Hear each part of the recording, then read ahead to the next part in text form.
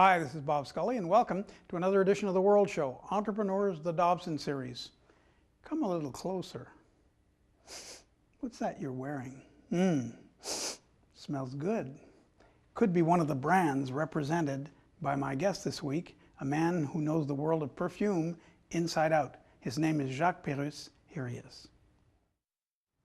Scully-JDPerusse, you have one of those jobs, people say, it's a tough job, but somebody's got to do it. You live in the world of perfume and imported luxury items. The company is called Prestige Luxe for prestige and luxury, and of course it has turned out very nicely. But let's tell the entrepreneurial story. Let's go back to when it started. How did it start? It started back in 1970. In fact, Parfum Christian Dior was looking for a distributor to bring their products to the Canadian market. And the international organization that landed in Canada had traveled through various retailers and department stores and perfumeries, tried to identify the products or the company that was most dynamic at that time. And this was coinciding with the launch of a new fragrance by Guerlain called Chamade. And my father was the general manager of the distributor for Guerlain. So they called on my father and asked him if he would be interested in starting up his own company to take over the distribution of Christian Dior fragrances for the Canadian market. So they stole him from Guerlain, exactly, who was their big competitor. Yep. But how could he start a company? He had no capital. I mean, how did that? He was in a job. Did they make him a bigger offer than that, or? Yeah, it was interesting because, in fact, my father then was an employee with this company. He had 4 kids, and we were all in private school in Canada, and no money whatsoever. So, and that was a point where he was hesitating and going into this new venture, not being sure of what would be ahead of him. So it was a difficult decision, but then 2 things came up. One, Dior suggested that he creates the company, that they would help him out, they would finance him. And the other thing is both my parents, my mother and father, decided that it was a risk that they needed to take and never wanted to look back at their life and say, listen, we didn't take the opportunity when it came. So that's how it got started. And so Dior bankrolled him. Yep. Which is, I mean, to be bankrolled by your main customer and supplier is kind of a nice situation. But at some point he branched out, or how did it evolve from there? Well, initially for the first year, all the attention was dedicated in implementing the brand and developing the brand. And in agreement with with Christian Dior, Prestige Luxe was able to try to add other brands, so to build up a critical mass so that we became more significant on the Canadian market with time. And something tragic happened, because of course I know the story because I've read the research. Something happened. Yes, actually, when we first started the company, we practically had no business. So the employees were essentially my father, my mother, who had never worked in a business before. She always had taken care of the family. Then I had an uncle that was semi-retired that had agreed to help us out with the accounting, and finally another employee that was basically looking after the warehouse, packing and shipping. And the kids were coming after school, helping out into packing the orders when Christmas came. But let's say 18 months after the company was started, my mother became ill. She had cancer, and it was a quite strong cancer of the spine, and she lost use of her legs and was hospitalized for about a year before she passed away in 1973. So we were only 3 years old at the time that she passed away. And did that create? Obviously, it was a personal tragedy, but did that harm the company because there were so few people in it? There was a big piece missing, wasn't it? Well, it was a big piece missing, and it was also taking a lot of energy and attention from my father at the early stage of building up a company. But thank God, I think there was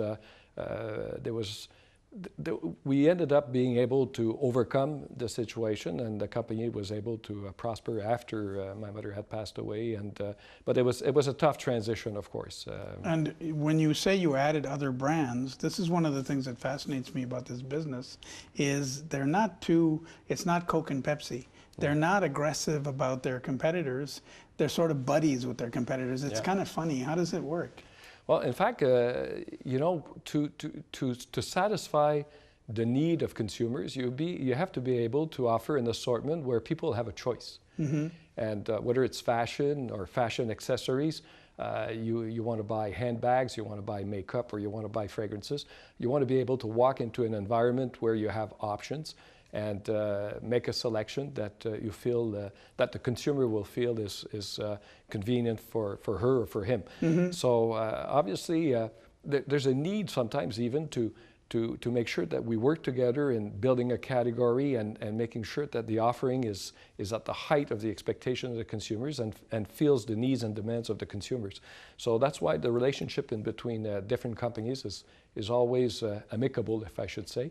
And it's not like you have the option of drinking a Pepsi or drinking a Coke. There you could be even wearing our different brands for different occasions or different moments, for instance. And so I guess the companies are used to doing that all over, so they're not, they're no longer thinking in terms of market share directly. It's more like the sector itself has to do well. Yeah, the first and foremost, we think about the category, but then within the category, we fall back on each one's market share. But obviously, the more successful, the healthier the category is, the better all the members that try to get their market shares out of that category feel. So it's really consolidating and building categories. That's where we all kind of get together a little bit. And I read in the research you had another watershed. Of course, it was your mother's death, but later, the bank nearly put you to death as a company. Let's talk about that. Well, through the years, we've grown very nicely, and we became very significant on the Canadian market. Obviously, we have brands the same way. We don't own the brands. We lease the brands practically as we develop their business on the Canadian market, but on behalf of the brand and for the benefit of the brand. And later on, a major brand decided to create its own subsidiary. It represented about 60% of our business. And following this... it pulled out. They pulled out. And following this, our financial situation deteriorated. And as a result, the bank pulled the plug on us. So we were kind of close to closing down at one point. And how close, and what did you do? Were you like 2 weeks away, or? We were very close to closing down. What we did is we essentially redeveloped a business plan, streamlined the company, restructured the company, and was able to get support from another bank and I was going to say, all over again. You begging another bank is the first thing you do usually. Absolutely. You found one. And we found one that was believing in our plan, and that was about 20 years ago, and they never regretted it. It worked out very well over the following 20 years. Do you still need them, or are you self-financed now? Well, the plan that we've done was pretty good because we're pretty self-financed actually. So we very, very rarely have to use their help. So we're able to surf nicely, but with a very tight controlled ship, if I should say, that enables us to be able to live without too much support from the bank. And have you faced a situation again where one of your brands has 60% of your business? Yes. That's the danger. Yeah. Is that still the case? Yeah, it did happen a second time.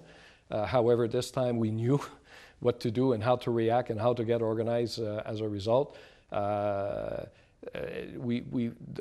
business model that we're using is a very elastic business model. Ever since that first experience, we decided that we were able to confront any type of situation that would happen again. It did happen a second time where a significant brand representing 62% of our sales decided to open up their own subsidiary, and as a result, we had to restructure. But this time, we knew how it worked, and we did a fantastic transition. And but it looks to me, so you were ready for it. But it looks to me like these brands kind of use you as a beachhead. Yes. And then when you've done all the hard work and the slogging work Yes. to get them established, then it's goodbye, Charlie. Why don't you ask for like 10-year contracts, or can't you get them something that would allow you to collect on the upside? Right. Our contracts are relatively long term. They go from minimum 5 years to 10 years. So they're relatively long. The first company that decided to start up their own subsidiary, we had a relationship for 18 years. The second one, we had a relationship of 26 years. So the relationships were long, but obviously... But not eternal. No. But I think today the market globally is very volatile. There's not only in terms of distribution, but in terms of acquisitions. So things keep on changing, and it's going faster than it's ever done before. The whole idea for us we were able, and we continue to be able to provide a unique service for brands, and we give their money, we give value to them, and so. If one goes, then another one is looking for an opportunity to conquer our market, and we can assist them in doing so. And let me flip it around for a moment. Why would any brand then use this beachhead technique? Why don't they start with a subsidiary and say, okay, we're going into Canada or the US or whatever? Why do companies like yours exist to begin with? Well, our market is the size, Canada market-wise is the size of California. But it's spread over a territory that's much larger than the whole of the United States. So it's a very costly market to service. Shipping orders from, let's say, Montreal to Vancouver is as expensive as bringing in merchandise from Paris to Montreal.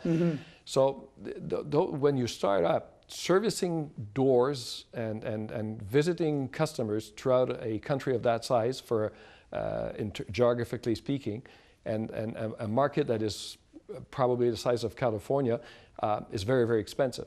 So until you have a critical mass that allows you to be on your own, you want to make sure that you work with a company that already has some kind of an establishment, has a sales force in place, has a marketing structure in place, and leverage on the organization in order to get established, to deploy, and to develop.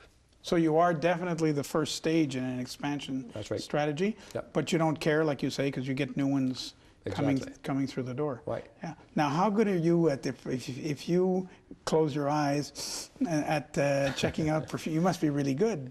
I'm not too bad, actually. If you go out to a dinner party, all the ladies are on the table. You may not tell them, but you know what they're wearing, or you can guess, or. Well, sometimes I guess, and usually I would say I'm approximately 85% of the time right. And we once had Guerlain himself, Jean-Paul Guerlain, on the show. Yes. And he was known as a nose. A nose is a specialist who can create perfumes.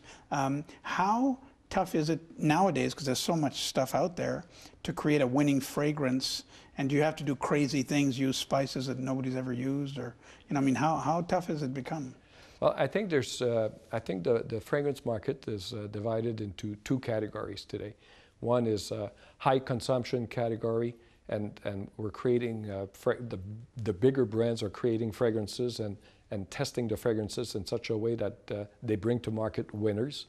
And so they will not take too many chances going away from areas, olfactory experiences that have been successful. So they'll stay in line with what seems to be working, with just small interpretations, obviously, to give it a little personality. But then there's a new category emerging also, is back to the origins of fragrances with a lot of creativity and propositions that stand out, that are different. And I think this is growing faster, and obviously it's a small proportion for the moment, but it's growing faster, and it's bringing back the perfumery that that we could appreciate at its origin. So it's. But does this mean wild and crazy fragrances, or wild, who's going to not buy wild that? and crazy, not necessarily wild and crazy, but very creative, very different, and with relationships of love or hate, you know. And I think those fragrances have chances of being successful because some people don't want to smell like everyone else. They want something that's very particular. They want eau de skunk, as we used to say in Louisiana, eau de skunk, or maybe they don't. But how crazy does it get? Like what do they put in there that you never put in normally, for instance? No, I think people always work with the basic assortment of essential oils that's available on the market. It's lavender, orange, etc. It's the composition that might vary, and it's just taking chances with some creativity that no one else will do. And is it true? I've read somewhere in Grasse, for instance, in France, where they, I believe, grow a lot of the lavender and a lot of those bushes, orange bushes and so on. They can create a concentrate for purposes of transportation and so on to keep it less expensive.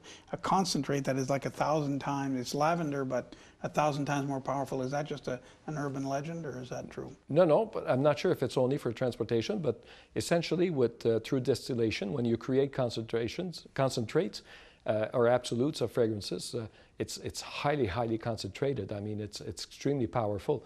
So you won't use the scent per se, but it's one of the elements of a mix that can go from 10 different ingredients to 300. And if you made the mistake of dropping that on your clothes, you'd smell for a year probably. That's how concentrated it is. Well, it is very concentrated, yes, absolutely. And there's another thing that may be an urban legend, but it's a sort of a truism in business schools, that the fashion industries, including fragrance, but clothing and makeup and all that, have huge marketing budgets. Right. To such an extent that what you're paying for is the marketing. You know, in other words, you have to wonder. You buy a perfume, and boy, you look at it, you say, oh my God, this is expensive, but you have to buy it because you promised your girlfriend or whatever. But you're actually paying for those nice ads in Vogue and so on. That's what's expensive about it, rather than making it. Is that true? Well, marketing is definitely part of any promotion or any selling of consumer goods, obviously. Is the proportion of investment required in marketing to launch a fragrance or to launch a makeup line, is it more or less than the car industry or any other type of industry? That I don't know. But the products that there is a relationship in between price and quality of the products, and obviously if you pay a little more, it's because you have a better quality product. There's in every part of the product, there's a portion that's invested in marketing and support for the brand, but is it disproportionate to the rest of what consumer goods are? I'm not too sure about that. And I'm also told that in the makeup industry, they're moving now to therapeutic makeup, for instance. Certain types of makeup can actually enhance your it's not just good health, it's more than that. Yes. It's active skin care. Yeah. Actually, the theme, the word that's being used right now is colorceutical, and it's basically the mix of color and pharmaceutical. And it's true that consumers are more and more, particularly the baby boomers, are expecting a little more from their color products. They want products that will also bring health and better looks to them beside just the color.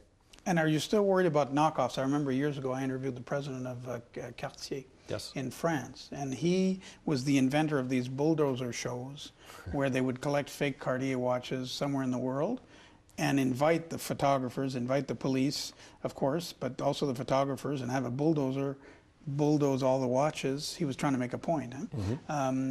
Knockoffs are still a big problem or not? I think knockoff is a problem.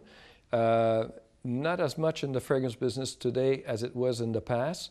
The reason is that there's a lot of novelty in fragrances, so it's hard to keep up. If you get involved into knockoff, there's quite a lot of investment, and the lifespan of fragrances has gone down a little bit.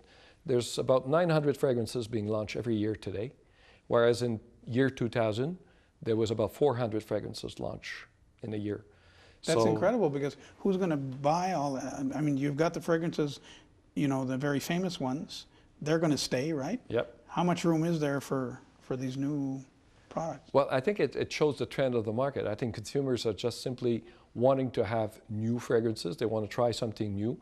They don't stay very faithful to their fragrance. They keep changing, or they're using 1, 2, or 3 different types of fragrances.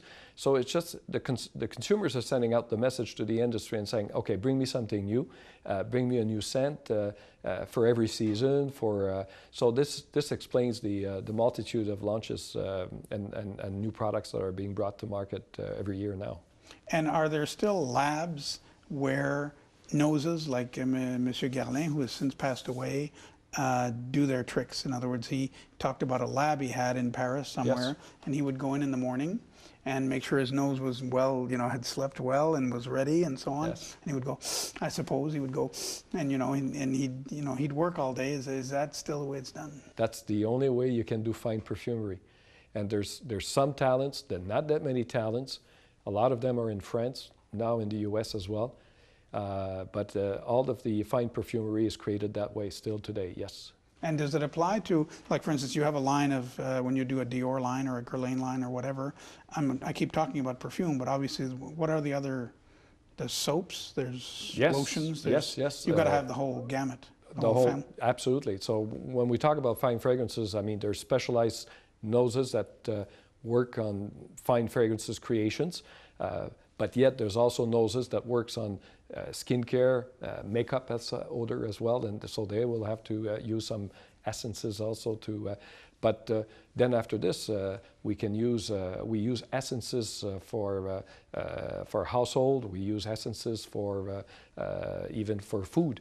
But obviously, this is another category of creators, and they don't have the sophistication of a Jean-Paul Guerlain or anyone of that caliber. I would imagine that retailers, especially the powerful big ones, would want to either knock down your prices when it suits them, when they want to do a sale, or keep more of the ticket of the official price. And you'd probably have to fight that all the time. It's tempting because it's a luxury product, and so there's a margin in there, and it's juicy. Do you have to fight your retailers? How does it work? Well, obviously, we have to comply with the regulations of every one of the countries, and in many instances they're similar. It's very difficult to impose the retail prices. But obviously, anyone that's in the luxury business feels that the brand is better protected if the prices are maintained at its value, at its real value. If some people decide to underprice their products, obviously they don't service their own purpose, and but you might stop supply. You're not allowed to impose a price, but you don't have to service everybody. You might suddenly say, we're not going to deal with so and so because he keeps putting us on sale. The refusal of sale is also something that's legislated in some way.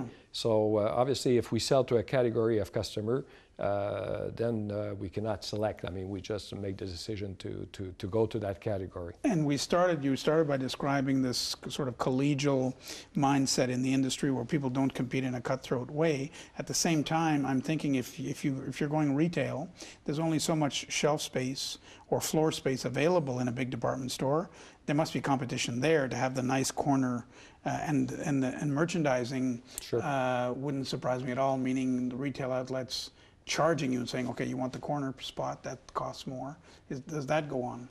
In the selective distribution today, no. I think they go on the strength of the programs, their belief that the product is going to be successful, and the type of support we can bring into growing their business. So if we combine those elements together, then the retailers will decide whether they want to make it a priority or not, and that's usually the deciding factor. And to end, we like to ask chefs, what they keep in their fridge, when they eat at home. Do you have a cologne? Do you have something you wear? Yeah, I have a preferred cologne for men, of course. Yeah. And it's called Perry Ellis 360 White. Is it one of yours? It's one of mine, yes. Yeah. Okay. And you must have a hard time giving your wife. I mean, it must be hard to impress her at Christmas or whatever with a new perfume. It's got to be the best, right? Yes. She knows it all. Yes, but my wife is using tons of different types of products. And I would say that the one that she currently prefers is clean, which is a concept. Oh, it's called Clean? Yeah, it's clean. Thank God it's not called Mr. Clean. Yeah. It's called Clean, and it's actually it's a Canadian creation owned by Fusion Brands, which is owned by Mr. Melnick from BioVel, who oh yeah, so was with pharmaceuticals. Yes, pharmaceuticals. And the inspiration was the everyday smell of laundry, of bed sheets, and so there was a range of products that was created. Really, that's interesting. We're getting close to like hot dog, hamburger, all these other, a whole bunch of fragrances could be worked on. Well, Jacques-Perusse, thank you so much. It was quite enlightening. Thank you very much, and Bob. Good luck. That was great. Thank you. Jacques-Perusse on Entrepreneurs, the Dobson series of the World Show. That's our program for this week. I'm Bob Scully. Have a great week. Thanks.